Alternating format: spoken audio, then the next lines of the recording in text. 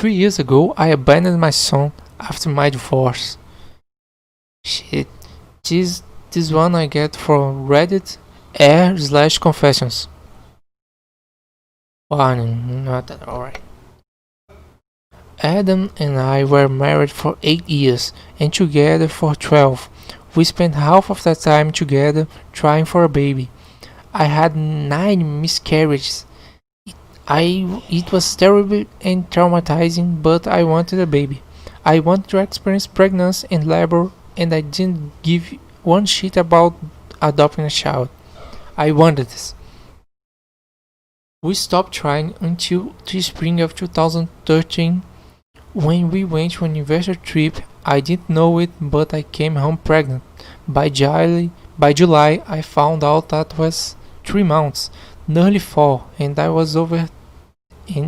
and I was over the moon. Oh, okay, that's a expression. This was it. This was our times, and all the stars were aligned. I spent the next 6 months poking my brain out, thinking whenever someone touched me, and absolutely repulsed by any intimacy from my then husband. But I was still happy, still excited, and still enjoying every moment of having that life inside me. Reverently documenting every moment of the journey. My mom made the joke that we would have the best baby ever, since the idea is a bad pregnancy produces angelic baby. Well, I was a wanted baby, so that probably makes sense. And a great pregnancy produces a demon. My mom had a perfect pregnancy. I looked at it and never thought of it again until I had Lucas in my arms 6 months later. A year later, I was suicidal and happily losing weight. Lucas was a monster. He screamed constantly, but he didn't like to be held. He hated playing peekaboo games and he wasn't reaching his milestone. My mother berated me constantly and blaming his behavior on my inability to breastfeed. My in-laws speculate that I had been drinking, smoking during pregnancy right on my face. During this year, Adam and I took our separate bedrooms to the next level. He moved in the basement. His sister Sam was the only person that I felt that I could talk, and even then I worried she would report back to her brother all my horrible thoughts. We thought about we should stay home because I wanted to go back to work, but living where we did, we either needed a nanny or one of us to be home when the other wasn't able to, well, of course. I spent my days crying and eventually got back to smoking pot in the hopes it would mellow me out. Son offered to help if we moved to her province, but my husband didn't want to move his practice, and I was happy. We were we are. We where we were. Okay. At the urging of my ex and my doctors, I joined parental groups and drove the hour to nearby city to talk to the parents of autistic kids. All those people did was talk about how rewarding it was to raise their kids, how much easier it was when they ever respected, and how they didn't understand the stigma. One mother raved me about amazing moments her 17 years old spoke for the first time. He said, "Yes, please." Fuck. I was horrified. I felt like a fucking monster. Lucas was approaching 2 now, and he was nearly a toddler, and he acted more like a 6-month old, and that was being generous. But a woman from my group, Sandra, and I seemed to get on well when she too joined around this time, and she expressed her sorrow for feeling like a failure. We exchanged numbers and got together often, sharing all our stories of finding the kids covered in God knows what, hating us whenever they were touched, and the constant care They required that Autistic kids didn't. Yeah, of course, autistic kid probably is way harder to deal with when you're the parents. Probably, I don't know, don't have kids and needed autistic kids. Adam was happy we were having sex again. I had friends, I stopped losing hair, and everything was good. Some visits, and for a brief moment I felt normal. With a normal family, I felt like maybe I could do this after all, and I just overreacted. And then Lucas' second birthday came around. Just to be clear, the names are all made up. Okay, these are not real names. Sandra brought her son over and her husband. The guys watched the kids while she and I pushed off 3 bottles of wine. Oh, I won't trade Travis for anything, she gushed. It's hard to love him. Shit. Oh, it it gets easier. I will totally do it all over again. I laughed and weakened off my glass. You're better than me because I'd say fuck that and go about my business. What do you mean? I'd get abortion and I wouldn't want to do this again. Fuck. Well, thank God his son is out is like 2 and can't understand that shit. She was quiet, obvious, and was clearly stuck my foot in my mouth. She and her family left a few hours later after cake and barbecue, and she wouldn't return of my test call for several weeks. Eventually she texted me back to say that she thought I was someone else and would prefer I don't contact her again. I cried for days. I was completely gutted. At my lowest point, I screamed, "This is your fault, Lucas," when he was having one of his meltdowns. Okay. Hey, wait a second. 3 years ago, I abandoned my son after my divorce. Is the story title, but okay, let's see where this is going. Adam came running and took Lucas to his room. When he came back, he told me I needed therapy and that we couldn't keep having these problems. I spent the next 6 months at my parents' place on the East Coast without Lucas. Fuck.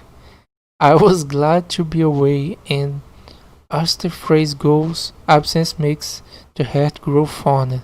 That's right.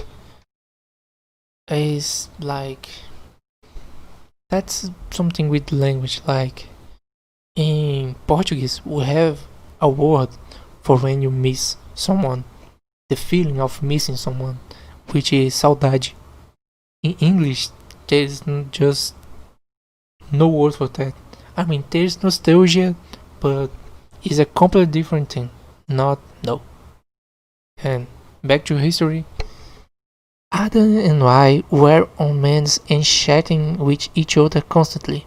He didn't offer up information about Lucas unless I asked, which I only did when prompted by my parents.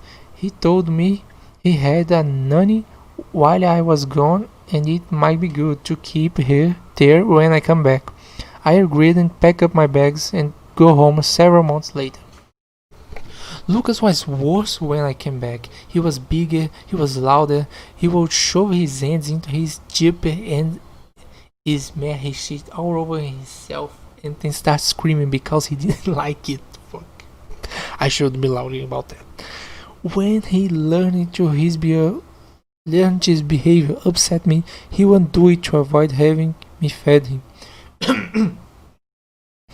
while, while out in public, and any other time he felt like it, he became more violent as he got older, as children often do, and I found myself less and less attached to him.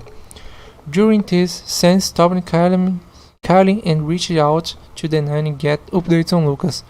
I considered the loss of a friendship collateral for my mental health improving.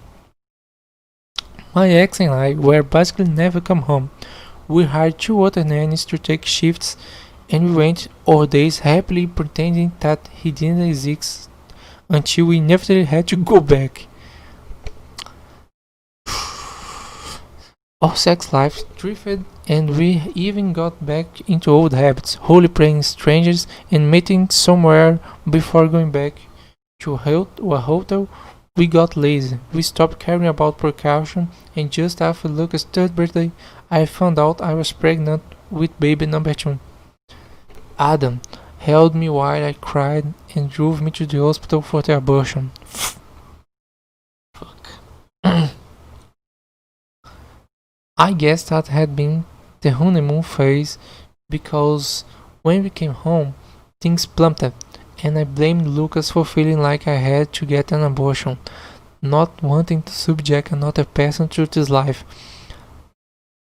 She, she's the she's the autistic child of this history. At least she's acting like one, more than Lucas. I stopped asking the nannies about how he was. One of them made small talk with me one day and started talking about him. I changed the subject, and later that week, when she did it again, I told her I didn't care. She stopped talking about him and happily told me about her and her boyfriend instead. I was thankful to not have to pretend. This continued for several weeks until I eventually confronted Adam head on. I don't want to do this anymore, I told him while we were out with Lucas. I know, he said. Okay, I don't know what you need me to say. I can't fix this. And he said, I didn't expect you to do, and I know you don't want to do this either. Adam didn't say anything and then slowly began to process of separation. I moved out of the house, cut contact with my in-laws and even my own family. I was completely secluded, and I don't know how the topic came up, but while talking about the divorce, some came to visit and take over my role and that of the nannies. I researched a lot during the divorce about custody or obligations and what would happen, since our prenup specified me retaining majority custody of the house, but I went neither my lawyer upon hearing about son's attachment, suggesting kinship adoption. I shrugged it off, signed my papers, and left the province, leaving Adam, the house, and the kid. I came back 8 months later, when Adam called and told me he wanted to go through with the kinship adoption of his sister. All rights were signed over and he gave her the house. My life improved substantially since then. I completed my master's degree, got my tubs tied, and took my grandmother's maiden name to remove myself completely. I've never been happier, but I've been reminiscent of Adam since quarantine started. He must have been thinking of me too, because he contacted me on Halloween. I invited him for Christmas. He flew in, quarantined, and he's been staying with me since. Sometimes I feel guilty, but right now, watching his lips and listening to the music playing from his phones, I'm reminded of how happy he makes me. We're better off. I was a terrible mother, and I got out. Of course, names have been changed. There's a edit, I'm gonna write it down. I copied and pasted after writing of several deals. I didn't realize or jump so badly, missing during last minute. Blah, blah, blah, blah. Fuck it. I guess people kinda put too much pressure in what is partnership, mothership, because it's that pressure. It's that important. But that's all probably bad for the kid. And if the kid is a better place, she's a better place, he's a better place. So who am I to judge, right? A guy on internet. I'm a guy on internet to judge. And I judge. Yep, that's what I do. Yep. Yep. Alright, next story I took